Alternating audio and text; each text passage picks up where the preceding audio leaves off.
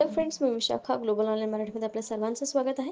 आजच्या सेशनमध्ये आपल्याला बामो म्हणजेच बाबासाहेब आंबेडकर मराठवाडा युनिव्हर्सिटीच्या PhD एंट्रन्स टेस्टसाठी रिसर्च मेथॉलॉजीचं प्रिपरेशन करायचं आहे. MCQ थ्रू आपण प्रिपरेशन करत आहोत. लेक्चर सिरीज जी आपण स्टार्ट केली होती MCQ प्रिपरेशनची, त्याचं हे आजचं आपलं 17वं लेक्चर आहे. ऑलरेडी 16 लेक्चर्स झालेले आहेत, ते देखील तुम्ही बघू शकता आणि प्रिपरेशनला नक्कीच त्याची हेल्प होईल. So let's start with today's session. Okay, session start करण्यापूर्वी एक इम्पॉर्टंट सूचना किंवा संधी आहे त्या स्टुडंटसाठी जे स्टुडंट्स प्रयत्न करत आहेत या एक्झामला क्रॅक करण्यासाठी. एक्झाम आहे 3 तारखेला. आपल्याकडे 10 ते 12 दिवस शिल्लक आहेत. या 10 दिवसांमध्ये प्रिपरेशन जर कोणाची झाली नसेल तर आम्ही त्यांना हेल्प करू शकतो.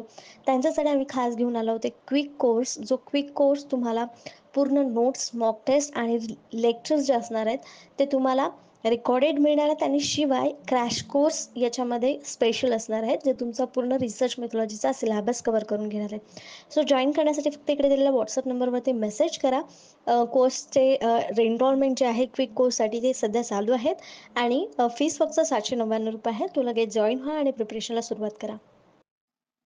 तर आज आपण बघतो रिसर्च मेथॉलॉजी युनिट 5 मध्ये सॅम्पलिंग टेक्निक्स किंवा सॅम्पलिंग म्हणजे काय आहे याबद्दल आपण बघणार आहोत. तर याचा सिलेबस मध्ये जर आपण सिलेबस वाईज चाललो आणि हे आपलं 5वं युनिट आहे चालू, त्या युनिट मध्ये काय काय सिलेबस आहे?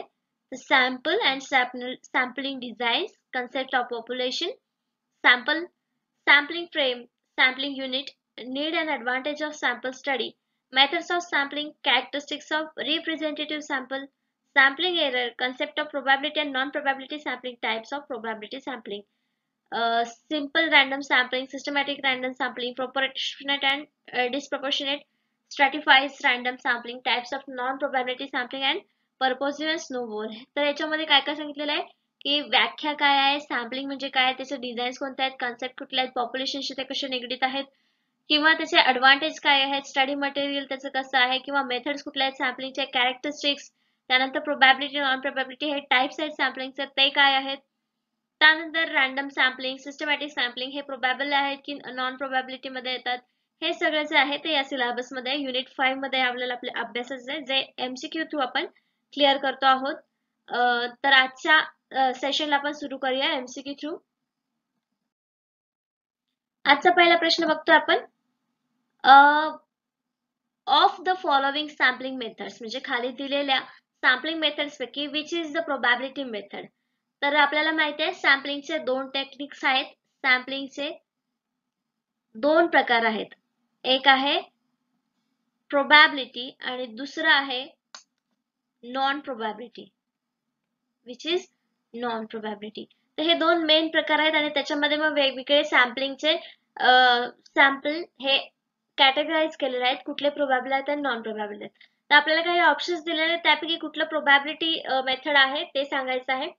तर इथे ऑप्शन्स दिलेले आहेत आपल्याला judgement, quota, simple random and convenience. त्यापैकी करेक्ट जे आन्सर आहे ते आहे C, sample simple random sampling, साधे यादृच्छिक सॅम्पल नमुना जे आहे तो आपला प्रोबॅबिलिटी सॅम्पलिंग मधला प्रकार आहे. म्हणजे आपल्याला एक तर समजलं की प्रोबॅबिलिटी मध्ये कुठला एक प्रकार आहे आपला, तो आहे सिंपल रॅन्डम सॅम्पलिंग. हे प्रोबॅबल मध्ये येतं, प्रोबॅबिलिटी मेथड मध्ये येतं, म्हणून आपल्या इथे करेक्ट आन्सर काय आलेला आपल्याला सी आलेला आहे. तिथे करेक्ट ऑप्शन आपल्याला सी मिळालं. Simple random sampling. इथे आपल्याला समोर स्क्रीनवरती दिसत आहे की सॅम्पलिंग मेथड्स आहेत वेगवेगळ्या, जे जसं मी सांगितलं होतं की हे 2 कॅटेगरीज मध्ये विभागलेलं आहे. कुठलं? तर probability sampling and non probability. म्हणजे आपण ह्याला म्हणू शकतो संभाव्य आणि हे आहेत असंभाव्य. तर हे 2 कॅटेगरीज आहेत आपल्या मेथड्सच्या, सॅम्पलिंग मेथड्सच्या. तर यामध्ये काय संभाव्यता आणि हे असंभाव्यता असं त्याला म्हणतात. तर संभाव्यता म्हणजे प्रोबॅबिलिटी सॅम्पलिंग मध्ये कुठले टाइप्स आहेत आपल्याला? सिंपल रॅन्डम, सिस्टमॅटिक, स्ट्रॅटिफाईड आणि क्लस्टर. तर आपल्याला हे लक्षात ठेवायचं कुठल्या ह्याच्यामध्ये कुठले आहेत. तर प्रोबॅबिलिटी मध्ये सिंपल, सिस्टमॅटिक, स्ट्रॅटिफाईड आणि क्लस्टर. आणि इकडे नॉन प्रोबॅबिलिटी सॅम्पलिंग मध्ये कुठले कुठले आहेत? तर कन्व्हिनियन्स, कोटा, जजमेंट आणि स्नोबॉल. तर आपल्याला तिथे क्वेश्चन मध्ये ऑप्शन मध्ये काय काय आलं होतं? कन्व्हिनियन्स, कोटा आणि जजमेंट आणि सिंपल रॅन्डम. तर मग आपलं करेक्ट आन्सर येतं सिंपल रॅन्डम आलं होतं, जे की प्रोबॅबिलिटी सॅम्पलिंगचा टाइप आहे. आणि आपल्याला क्वेश्चन मध्ये तोच विचारला होता की सिंपल प्रोबॅबिलिटीचा कोणता प्रकार आहे दिलेल्या ऑप्शन्स पैकी. तर हे आपल्याला नेहमी समोर पुढच्या कन्सेप्ट मध्ये देखील येणार आहेत, पुढच्या MCQ मध्ये देखील येणार आहेत. त्यामुळे आपल्याला हे कॅटेगराइज करता आलं पाहिजे, आपल्याला लक्षात राहायला पाहिजे कुठले नॉन प्रोबॅबिलिटी सॅम्पलिंग आहे, कुठलं प्रोबॅबिलिटी सॅम्पलिंग आहे. नेक्स्ट क्वेश्चन बघतोय सेकंड नंबरचा. Which among the following is a benefit of using simple random sampling? आता सिंपल रॅन्डम आपल्याला समजलं की हे प्रोबॅबिलिटी सॅम्पलिंगची सॅम्पलिंग मेथड मधला प्रोबॅबिलिटी जो टाइप आहे त्यातला आहे सिंपल रॅन्डम सॅम्पलिंग, ज्याला आपण साधा यादृच्छिक नमुना असं म्हणतो मराठीमध्ये. तर त्यापैकी म्हणजे त्याचा फायदा काय आहे, हे जे मेथड आपण निवडतो तर त्याचा फायदा काय हे आपल्याला सांगायचं आहे. दिलेल्या ऑप्शन्स पैकी तर ऑप्शन्स दिलेले आहेत. The results are always representative. परिणाम नेहमी प्रातिनिधिक असतात म्हणून. Interviewers can choose respondent freely. मुलाखतकार मुक्तपणे प्रतिसादकर्त्याची निवड करू शकतात म्हणून. Informant can refuse to participate. माहिती देणारे सहभागी होण्यास नकार देऊ शकतात.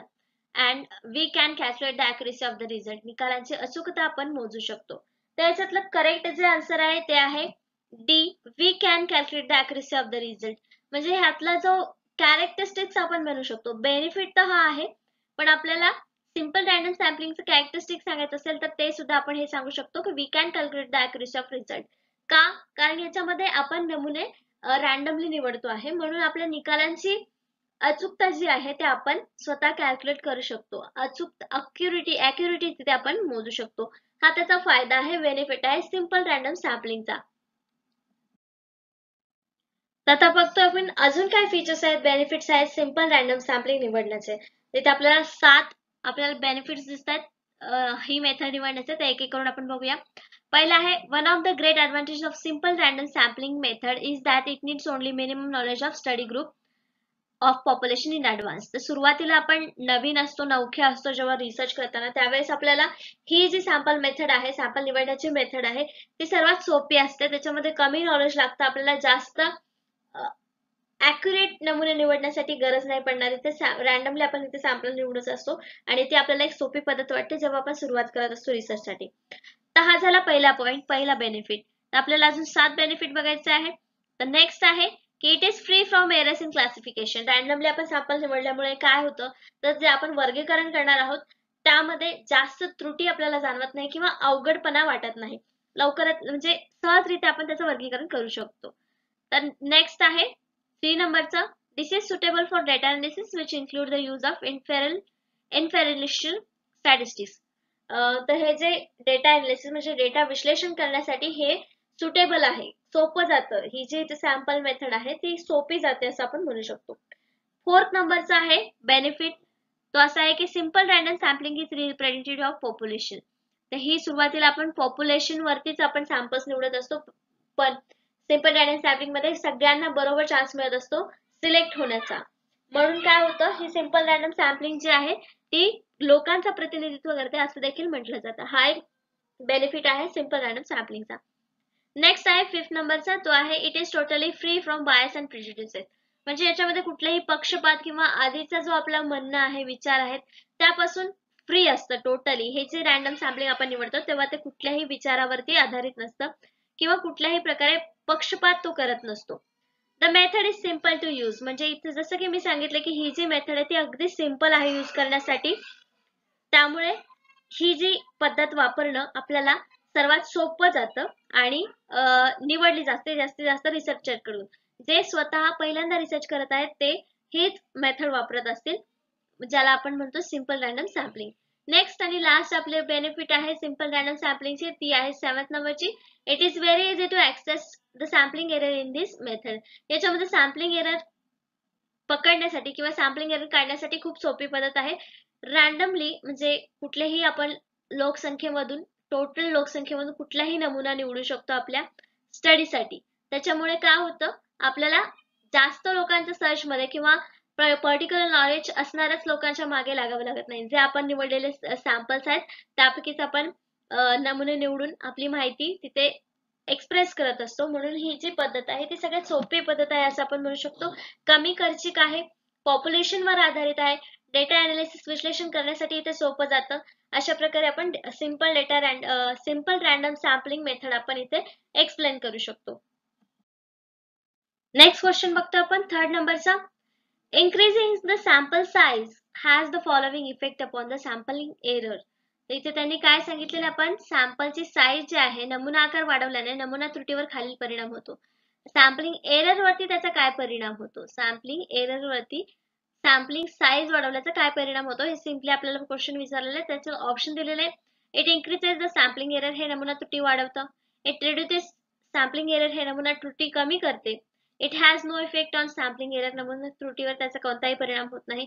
D all of the above वरील सर्व. त्याचे करेक्ट आन्सर जे आहे ते आहे B. It reduces the sampling error. का, जेव्हा आपण नमुना आकार वाढवतो तेव्हा आपल्याला रिझल्ट मध्ये जास्त क्लिअरन्स येत जातो. जसं की आपण एखादा सर्वे केलाय की ग्रॅज्युएट स्टुडंट्स किती आहेत, टोटल ग्रॅज्युएट स्टुडंट्स किती आहेत आणि पोस्ट ग्रॅज्युएट किती आहेत हे जेव्हा करतो आपण आणि आपल्याकडे 10 स्टुडंट आहेत त्यामध्ये आपल्याला 5 आणि 5 इकडे ग्रॅज्युएट आहेत, 5 पोस्ट आहेत असे जर रिझल्ट आला असेल तर तेव्हा आपण जर सॅम्पलिंग साईज वाढवली 50 केली मग आपल्याला ग्रॅज्युएटची संख्या मिळेल की 40 आणि इकडे पोस्ट ग्रॅज्युएट आहेत 10. तर हे सॅम्पलिंग साईज वाढवल्यामुळे शक्य झालं की आपल्याला क्लिअर करणं, त्रुटी कमी करणं किंवा आपल्याला जास्त ॲक्युरेट रिझल्ट मिळण्यासाठी ही मदत करणं. मग काय आहे सॅम्पलिंग साईज वाढवल्यामुळे काय होतं आपल्याला, तर it reduces the sampling error आणि दुसरी गोष्ट आपल्याला मोर ॲक्युरेट रिझल्ट देण्यासाठी हे मदत करू शकतं. त्यामुळे तिथे कुठलाही तोटा होणार नाही किंवा नमुना त्रुटीवर हा परिणाम आपल्याला तिथे दिसून येईल. ऑप्शन बी इथे आपल्याला करेक्ट मिळालं होतं. करेक्ट ऑप्शन बी मिळालं होतं. आणि sampling error is a statistical error that occurs when an analysis does not select a sample that represents the entire population of data. तर त्यांनी काय सांगितलेलं आहे, हा एक स्टॅटिस्टिकल एरर आहे.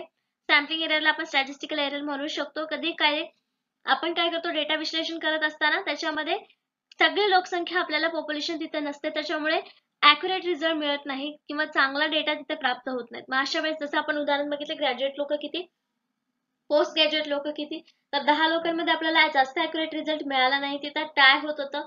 मग आपण सॅम्पलिंग साईज वाढवली मग तिथे एरर, सॅम्पलिंगचा एरर येण्याची पद्धत जी आहे ती कमी झाली किंवा शक्यता कमी झाली असं आपण म्हणू शकतो. As a result the result found in the sample do not represent the result that would be obtain from entire population. म्हणजे आपण जो काय रिझल्ट आहे तो पूर्ण पॉप्युलेशनला लागू करू शकत नाही जेव्हा आपल्याकडे सॅम्पल साईज पण छोटी असेल किंवा सॅम्पलिंग एरर तिथे येत असेल तेव्हा. Sampling is an analysis performed by selecting the number of observation from larger population.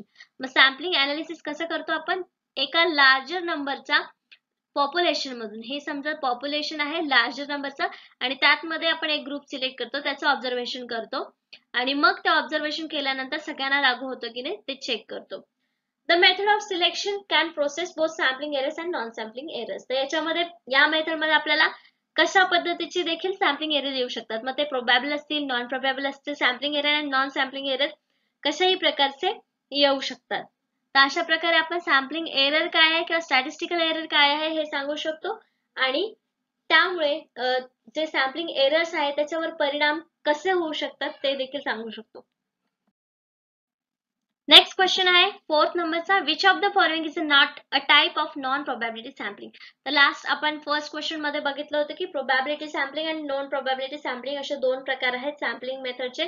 आणि आता आपल्याला क्वेश्चन मध्ये विचारलेले की not type of non probability sampling म्हणजे सगळे जे दिलेले आहेत ते बाकीचे प्रोबॅबिलिटी सॅम्पलिंगचे मेथड्स आहेत आणि एकच कुठला तरी जो आहे जो नॉन प्रोबॅबिलिटी सॅम्पलिंगचा आहे. Actually sorry, which of the following is not type of non probability sampling.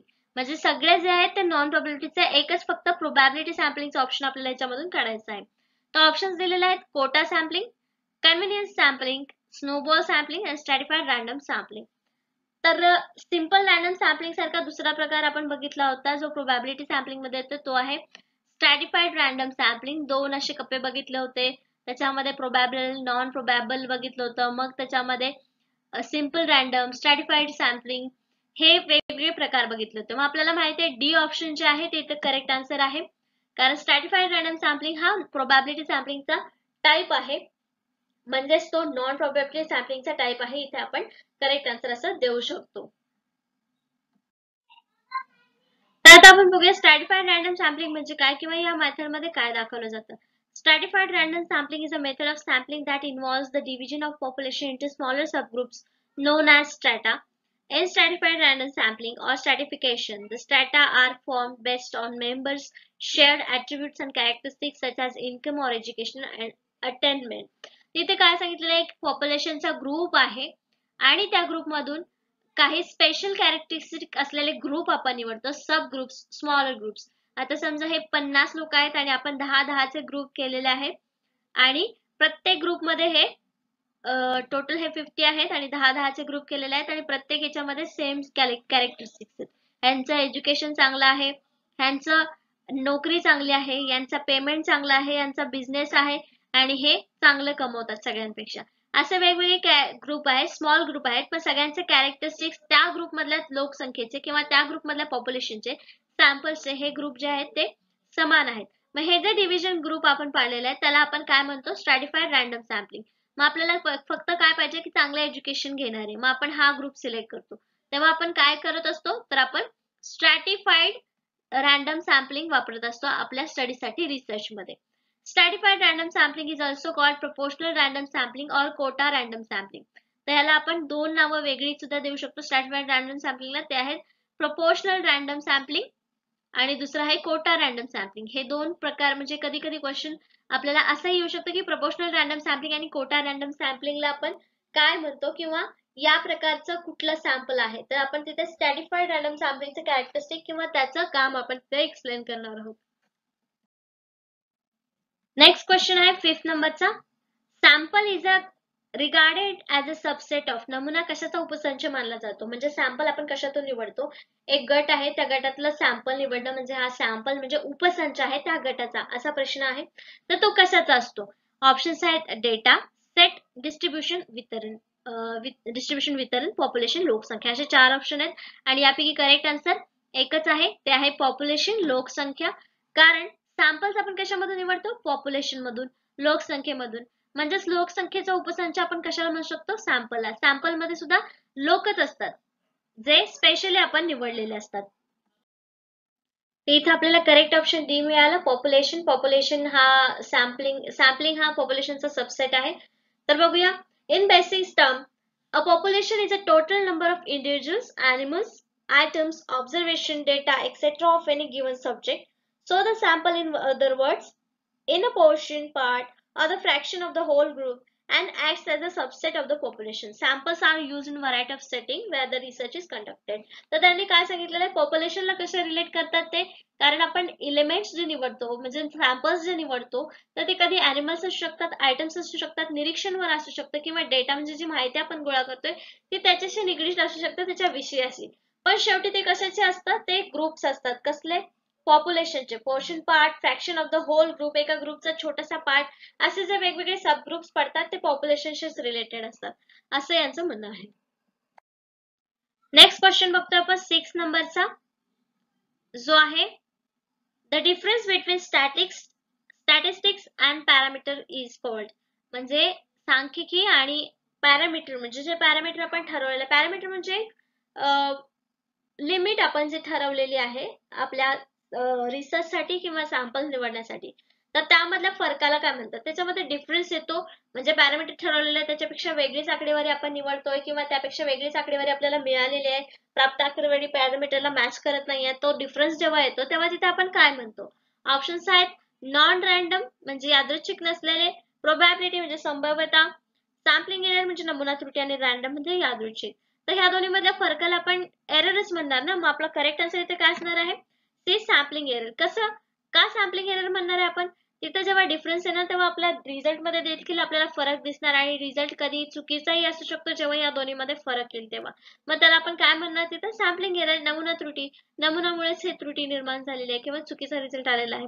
मग आपलं करेक्ट आन्सर इथे सी आहे. What is the difference between statistics and a parameter? A statistic and parameter are very similar. हे दोन्ही सेमच आहेत. They are both description of the group. म्हणजे दोन्हीही ग्रुपचे डिस्क्रिप्शन असतात एका. Like 50% of dog owners prefer X brand dog food. The difference between statistic and parameter is that statistic describe a sample. तर इथे काय सांगितलेलं आपल्याला, स्टॅटिस्टिक डिस्क्राइब करतं काय, सॅम्पलला. नमुना जो निवडलेला आहे त्याला नंबर्स मध्ये डिस्क्राइब करायचं काम काय कोण करतं, तर हे पॅरामीटर स्टॅटिस्टिक्स. मग उदाहरण काय दिलेलं आहे आपल्याला तिथं की 50% कुत्र्यांचे ओनर हे एक प्रकारचं एक्स ब्रँड जे आहे ते डॉग फूड साठी वापरतात. याच्यामध्ये आपल्याला काय सांगितलं, एक सॅम्पल बघितलं आपले किती लोक डॉग फूड वापरतात आणि त्याचे तसेच कुठल्या ब्रँडचे वापरतात, तर ते 50%. मग इथं स्टॅटिस्टिक आलं आणि डिस्क्राईब केलं आपल्या सॅम्पलला. अशा प्रकारे आपण सांगू शकतो की स्टॅटिस्टिक सॅम्पलला कसं डिस्क्राईब करतं आणि ह्या दोन्हीमध्ये डिफरन्स काय आहे स्टॅटिस्टिक आणि पॅरामीटर मध्ये. आपण इथे जर 100 लोकांचा सर्वे करणार असेल तर आपल्याला 50 लोकांचा मिळालेला आहे. पॅरामीटर आपण तिथे बिघडू शकतं, तेव्हा त्या दोन्हीमध्ये डिफरन्स येतो आणि मग सॅम्पलिंग एरर आपल्याला मिळतात. तर अशा प्रकारे आपण त्यामध्ये दोन्हीमधला डिफरन्स सांगू शकतो किंवा एरर कसं येऊ शकतो हे समजते. तर आता आपण नेक्स्ट क्वेश्चन बघतोय 7th नंबरचा. The probability of selecting an item in probability sampling from the population is known as. तर जेव्हा आपण पॉप्युलेशन मधून सॅम्पल निवडतो आणि त्याची संभाव्यता जी आपण निवडतो आहे त्या संभाव्यतेला आपण काय म्हणतो. संभाव्यता नमुना आयटम निवडण्याची संभाव्यता लोकसंख्येमधून जात आहे हे निवडण्यासाठी याला आपण काय म्हणतो. ऑप्शन्स आहेत इक्वल टू 1 एकाच्या बरोबरीने आहेत, इक्वल टू 0 शून्याच्या बरोबरीने आहेत, नॉन झिरो शून्य नाही, नन ऑफ द अबोव. त्याचं करेक्ट आन्सर आहे सी नॉन झिरो शून्य नाही. त्याच्यामध्ये प्रोबॅबिलिटी सॅम्पलिंग आपण सिलेक्ट करत असतो ते आपल्याला हवे तेवढेच करत असतो. Probability of sampling selecting an item of probability sampling from population is known as, त्याला नॉन झिरो शून्य नाही अशी कन्सेप्ट आहे. तर काय म्हणू शकतो, the most critical requirement of probability sampling is that everyone in your population has known and equal chances of getting selected. तर सॅम्पल्स मध्ये कुठल्याही पॉप्युलेशन मध्ये कोणालाही सिलेक्ट होण्याची किंवा नमुना म्हणून निवड करण्याची संधी येऊ शकते किंवा समान आहे. For example if you have a population of 100 people, जर आपल्याकडे उदाहरण दिले की 100 लोकांचं लोकसंख्या आहे, 100 लोकांचं, every person would have odd in 1 in 100 for getting selected. म्हणजे प्रत्येकाला वाटतं की हा वाटायचा प्रश्न नाही, पण तिथे आपण कुठलाही एक व्यक्ती जेव्हा सिलेक्ट करतो 100 मधून, तर प्रत्येक एक माणूस सिलेक्ट होण्याचे चान्सेस तिथे आहेत की हाच माणूस तिथे सिलेक्ट होणार असं नाही, प्रत्येकाला तिथे चान्स आहे सिलेक्ट होण्यासाठी. अशा प्रकारचं सॅम्पल्स आपण निवडत असतो किंवा रॅन्डम सॅम्पलिंग किंवा सिंपल रॅन्डम सॅम्पलिंग जे आहे ते अशा प्रकारे होत असते. नेक्स्ट क्वेश्चन बघतो आपण 8th नंबरचा. काय आहे तो, the distribution that is form by all possible values of statistic is known as. The distribution that is formed by all possible values of statistic is known as. आकडेवारीच्या सर्व संभाव्य मूल्यांद्वारे तयार झालेले वितरण डॅश डॅश म्हणून ओळखले जाते. कशामुळे, आकडेवारीमुळे. ऑप्शन्स आहेत hypergeometric distribution, normal distribution, sampling distribution आणि बायनॉमियल डिस्ट्रीब्युशन. तर इथे कशाचं पॉसिबल व्हॅल्यूज, कशाच्या पण स्टॅटिस्टिकचा. जेव्हा स्टॅटिस्टिकचा विषय येतो तेव्हा तो कशाशी रिलेटेड असतो, सॅम्पलिंग. मग सॅम्पलिंगशी रिलेटेड आपलं कुठलं आन्सर इथे आहे, जे आहे सी सॅम्पलिंग डिस्ट्रीब्युशन. डिस्ट्रीब्युशन तर आहे, त्याला काय म्हणतात असं विचारलेलं आहे. मग इथे स्टॅटिस्टिक्स मध्ये पॉसिबल व्हॅल्यूज आहे स्टॅटिस्टिक्स मधल्या, म्हणजे ते सॅम्पलिंगचे डिस्ट्रीब्युशन असणार आहे. म्हणून आपलं करेक्ट आन्सर इथे असणार आहे सी सॅम्पलिंग डिस्ट्रीब्युशन. त्याला नमुना वितरण असं म्हणतात. A sampling distribution is a probability distribution of statistics obtained from larger number of samples drawn from a specific population. तर हे कसं असतं सॅम्पलिंग डिस्ट्रीब्युशन की मोठ्या पॉप्युलेशन मधून आपण स्पेसिफिक गटाचा एक नंबर काढतो आणि ते स्टॅटिस्टिक्स आपण डिस्ट्रीब्युशन करतो. The sampling distribution of given population is the distribution of frequency of a range of different outcomes that could possibly occur for the statistic of the population. जे sample म्हणून आपण निवडलेले आहेत, जे लोक आपण निवडलेले आहेत, जर समजा 100 पैकी 50 लोक आपण निवडलेले आहेत, तर त्या 50 लोकांचं जे काही स्टॅटिस्टिक असणार आहे ते आपण वर्गीकरण करणार आहोत. म्हणजे या कॅटेगरीमध्ये इतके लोक आहेत, दुसऱ्या कॅटेगरीमध्ये इतके लोक आहेत, तर त्या सॅम्पलिंगचं डिस्ट्रीब्युशन असं होणार आहे. मग ही टर्म जे आहे सॅम्पलिंग डिस्ट्रीब्युशन ते अशा प्रकारे आपण एक्सप्लेन करू शकतो. In statistics, a population is the entire pool from which statistical sample is drawn. A population may refers to an entire group of people, object, event, hospital visits, a measurement. Population can thus be said to be an aggregate observation of subject grouped together by the common feature. त्याच्यामध्ये पण सांगितलेलं आहे की statistic मध्ये population through आपण samples निवडत असतो. ते मग कसेही लोकांचे ग्रुप्स असू शकतात किंवा वस्तूचे ग्रुप्स असू शकतात. अशा प्रकारचे कुठलेही ग्रुप्स असू शकतात जे आपण सिलेक्ट करू शकतो सॅम्पल्स म्हणून, आणि सॅम्पल्स मधून मग ते सॅम्पल डिस्ट्रीब्युशन मध्ये जातात तेव्हा ते आपण वेगळे वेगळे करतो, वर्गीकरण करत असतो. नेक्स्ट क्वेश्चन बघतो आपण 9th नंबरचा. काय आहे तो बघूया. Among this which sampling is based on equal probability. यापैकी कोणते नमुने समान संभाव्यतेवर आधारित आहेत. ऑप्शन आहे सिंपल रॅन्डम सॅम्पलिंग, साधे यादृच्छिक नमुने, स्ट्रॅटिफाईड random sampling, systematic sampling and probability sampling. तर प्रश्न खूप सोपा आहे. यापैकी कुठला जो प्रश्न आहे तो इक्वल प्रोबॅबिलिटीवर आहे. म्हणजे आपलं करेक्ट आन्सर इथे काय येणार आहे, सिंपल रॅन्डम सॅम्पलिंग. आपण सुरुवातीलाच बघितलं की सिंपल रॅन्डम सॅम्पलिंग मध्ये सगळ्या प्रोबॅबिलिटी ह्या इक्वल असतात. का तर प्रत्येकाला, प्रत्येक पॉप्युलेशन मध्ये प्रत्येक सॅम्पलला सिलेक्ट होण्याचा चान्स इक्वली असतो. म्हणून इथे आपलं करेक्ट आन्सर जे आलेलं आहे ते आलेलं आहे ए, सिंपल रॅन्डम सॅम्पलिंग. साधे यादृच्छिक नमुने जे आहेत ते इक्वल प्रोबॅबिलिटी असतात, समान संभाव्यतेवर आधारित असतात. तर डेफिनेशन काय आहे सिंपल रॅन्डम सॅम्पलिंगची. Simple random sampling is defined as a sampling technique where every item is in the population has an even chance and likelihood of being selected in the sample. तर definition मध्येच आपल्याला सांगितलंय की simple random sampling मध्ये प्रत्येक सॅम्पलला select होण्याची तिथे chances असतात, इक्वल चान्सेस असतात. Here the selection of item entirely depends on the luck or probability and therefore his sampling technique is also sometimes known as method of chances. तर इथे काय सांगितलेलं आहे, रॅन्डम सॅम्पलिंग मध्ये पण चान्सेस असतात कोणालाही सिलेक्ट होण्याचे, पण प्रत्येक वेळेस ते सिलेक्टच होतील असे नाही, त्यात लक किंवा प्रोबॅबिलिटीवर अवलंबून असतात. म्हणूनच त्याला आपण कधी कधी सॅम्पलिंग टेक्निकची ही chances of method of chances असं त्याला म्हणतो. काय म्हणू शकतो आपण इथे त्याला, मेथड ऑफ चान्सेस त्याला म्हटलं गेलंय. का तर इथं प्रत्येक वेळी सिलेक्ट होतीलच असं नाही, चान्स, लक किंवा प्रोबॅबिलिटी यावर डिपेंड असतात कुठलं सॅम्पल सिलेक्ट होऊ शकतं टोटल पॉप्युलेशन मधलं. पण रॅन्डमली ते सिलेक्ट करतो म्हणून याला आपण सिंपल रॅन्डम सॅम्पलिंग असं म्हणतो. नेक्स्ट क्वेश्चन बघतो आपण 10th नंबरचा. The difference between expected value of statistic and the value of the parameter being estimated is called. इथे आपण बघितलं होतं की स्टॅटिस्टिक आणि पॅरामीटर मध्ये डिफरंट आला तर त्याला आपण काय म्हणतो. आणि इथे सांगितलंय की या दोन्हींमध्ये स्टॅटिस्टिक आणि value of parameter being estimated is called. आकडेवारी अपेक्षित मूल्य आणि पॅरामीटर मूल्य ज्यामध्ये अंदाज केला जातो त्यामधील फरक याला दुसरं काय म्हणतात. ऑप्शन्स आहेत स्टँडर्ड एरर, मानक त्रुटी, बायस, सॅम्पलिंग एरर आणि नॉन सॅम्पलिंग एरर. त्याला सिम्पली म्हणतात. करेक्ट आन्सर आहे बी, बायस. याच्यामध्ये काय होतं, त्याच्यामध्ये बायस होतं, पक्षपात होतो, म्हणून हे करेक्ट आन्सर आहे इथं बी, बायस. तर बायस म्हणजे नेमकं काय, नॉर्मली आपण मराठीमध्ये बायस म्हणजे पक्षपात असं म्हणतो. The bias is a difference between expected value and the estimator and the true value of the parameter. म्हणजे याच्यामध्ये पक्षपातच झाला ना, जेव्हा पॅरामीटरची व्हॅल्यू वेगळी आहे आणि एक्सपेक्टेड व्हॅल्यू वेगळी होती आणि नवीन जी व्हॅल्यू आलेली आपल्याला रिसर्च मधून ती वेगळी आली, म्हणजे तिथे पक्षपात झालाय. If the bias of an estimator of the parameter is 0, the estimator set to be unbiased. its expected value equals to the value of parameters is estimates. म्हणजे काय, जेव्हा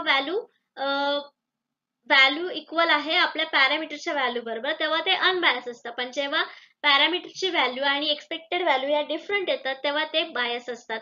अशा प्रकारे बायस आणि अनबायस या दोन टर्म आपल्याला इथे कळालेल्या आहेत जे सॅम्पलिंग मध्ये येत असतात. तर अशा प्रकारे याचे 10 प्रश्न आणि 10 कन्सेप्ट इथे संपलेले आहेत सॅम्पलिंगच्या युनिट 5 वरच्या. नेक्स्ट लेक्चर मध्ये देखील आपण याच युनिट वरती 10 क्वेश्चन्स घेणार आहोत आणि 10 कन्सेप्ट आपण समजून घेणार आहोत. जसे की आपण एमसीक्यू थ्रू ही सिरीज चालू ठेवलेली आहे कन्सेप्ट क्लिअर करण्याचे, जी पेट एक्झाम साठी उपयुक्त आहेत सॅम्पलिंग मध्ये. त्यामध्ये आज काय बघितलं आपण, सिंपल रॅन्डम सॅम्पलिंग म्हणजे काय, किंवा त्रुटी म्हणजे काय, सॅम्पलिंग एरर म्हणजे काय, किंवा पॅरामीटर आणि आपलं स्टॅटिस्टिकचा डिफरन्स यामध्ये काय असतो आणि त्याच्यामध्ये आपल्याला काय मिळतं, हे सगळे आपण या आजच्या क्वेश्चनच्या सिरीज मध्ये आपण बघितलेलं आहे. नेक्स्ट लेक्चर मध्ये देखील आपण हेच बघणार आहोत. आजच्या सेशनसाठी धन्यवाद.